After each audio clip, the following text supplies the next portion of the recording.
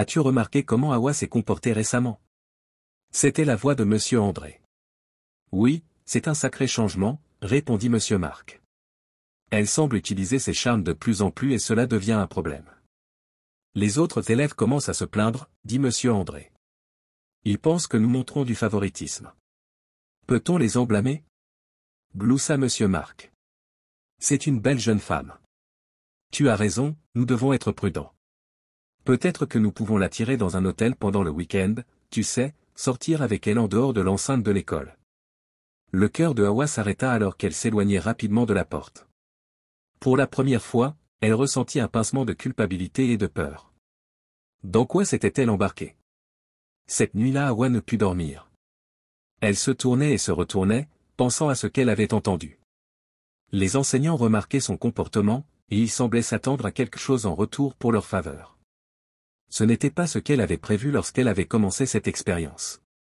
Le lendemain à l'école, Hawa se sentait mal à l'aise sous le regard de ses enseignants. Chaque sourire, chaque compliment semblait maintenant chargé d'attente. Elle réalisa qu'elle avait ouvert une porte qu'elle ne savait pas comment fermer. Après l'école, Hawa chercha Naomi. Elle la trouva allongée sous un arbre dans la cour de l'école, faisant défiler son téléphone. « Naomi, j'ai besoin de te parler, » dit Hawa, sa voix tremblant légèrement. Naomi leva les yeux, ayant un léger sourire sur le visage. « Quoi de neuf, reine de beauté? Tu apprécies ta nouvelle vie? » « Je pense que j'ai fait une erreur, » dit Hawa. « Les enseignants commencent à vouloir plus que des sourires pour les faveurs qu'ils me font. Je ne sais quoi faire. Cela est allé trop loin. » Naomi resta silencieuse un moment, puis se pencha en avant. « Écoute Hawa. Tu es allé si loin. Ne recule pas maintenant. Si les enseignants veulent plus, donne-leur ce qu'ils veulent. » Hawa recula choquée. « Quoi? Non, je ne peux pas faire ça. » Pourquoi pas, insista Naomi. Ce n'est rien de grave. Pense à tous les avantages que tu as obtenus. Veux-tu abandonner tout cela? Non Naomi.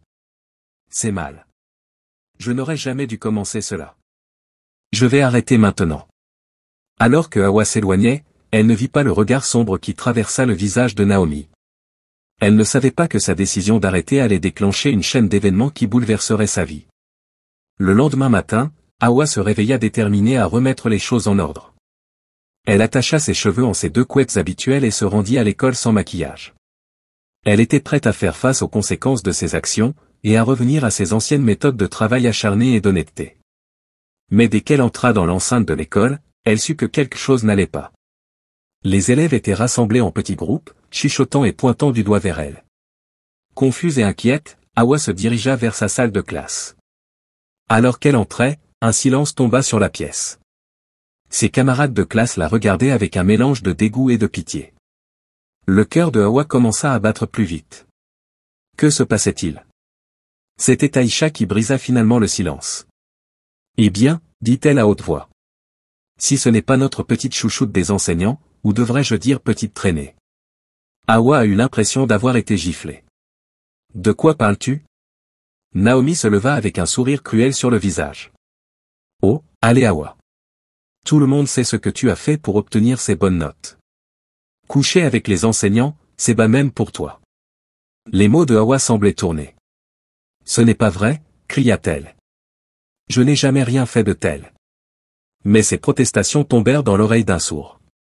La rumeur s'était répandue comme une traînée de poudre dans l'école. Juste à ce moment-là, Madame Françoise, la directrice de l'école, apparut à la porte de la salle de classe. Son visage était sévère et sa voix froide alors qu'elle disait « Hawa, viens avec moi dans mon bureau immédiatement. » Alors que Hawa suivait Madame Françoise, elle pouvait sentir les regards de tous ceux qu'il croisait. Des larmes montèrent à ses yeux. Dans le bureau de la directrice, Madame Françoise ne perdit pas de temps.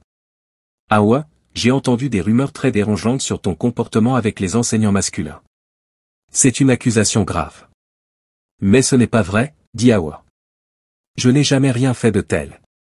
Oui, j'ai essayé d'utiliser mon apparence pour obtenir de meilleures notes, mais je ne suis jamais allé plus loin que cela, je le jure. » L'expression de Madame Françoise resta dure. Que ce soit vrai ou non, le mal est fait. Les parents appellent, menaçant de retirer leurs enfants si tu restes dans l'école, tu es devenu un handicap. Hawa eut l'impression que le sol se dérobait sous elle. Qu'est-ce que cela signifie? Cela signifie, dit Madame Françoise avec soupir, que nous n'avons pas d'autre choix que de t'exclure de l'Académie Victoria Noble. Ces mots frappèrent Hawa comme un coup physique. Exclu, son dossier parfait, ses rêves de diplômé en tête de sa classe, tout disparut en un instant. Alors que Hawa quittait le bureau de la directrice, son monde en ruine, elle vit Naomi debout dans le couloir, un sourire triomphant sur le visage.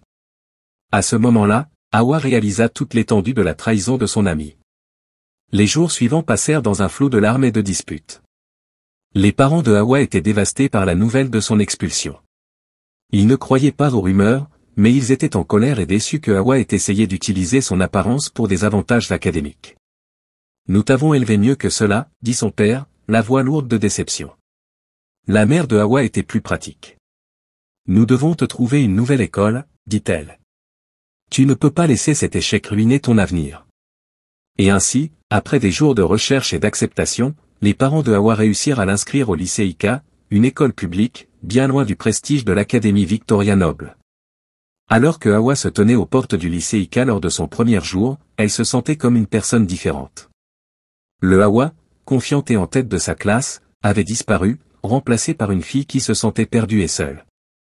Mais alors qu'elle prenait une profonde inspiration et entrait dans l'enceinte de l'école, elle fit un vœu silencieux. C'était sa seconde chance, une chance de prouver qu'elle était plus qu'un joli visage, une chance de montrer au monde et à elle-même qu'elle pouvait réussir par ses propres mérites.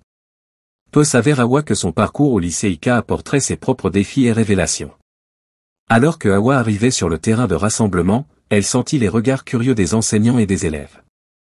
Elle entendait des murmures. Hawa savait qu'ils se demandaient pourquoi elle avait quitté l'Académie Victoria Noble, une école privée prestigieuse pour filles, pour venir dans ce lycée public. C'est elle, la nouvelle fille. J'ai entendu dire qu'elle s'était fait expulser de son ancienne école. Regardez-la se comportant comme si elle était supérieure. Hawa garda la tête haute, essayant d'ignorer les commentaires. Elle trouva une place à l'arrière du rassemblement et se tint tranquillement, attendant que le principal prenne la parole. Monsieur John, le principal du lycée Ika, était un homme grand au visage sévère. Il monta sur la scène improvisée et se racla la gorge bruyamment. Bonjour élèves.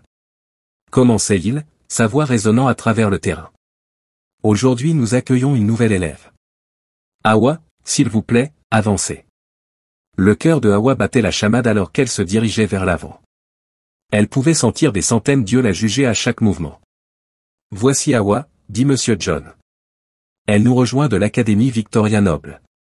Je m'attends à ce que vous lui réserviez tout un bon accueil. Alors que Hawa se tenait là, elle pouvait entendre les murmures devenir plus forts. L'Académie Victoria Noble était bien connue, et beaucoup se demandaient pourquoi elle l'avait quittée.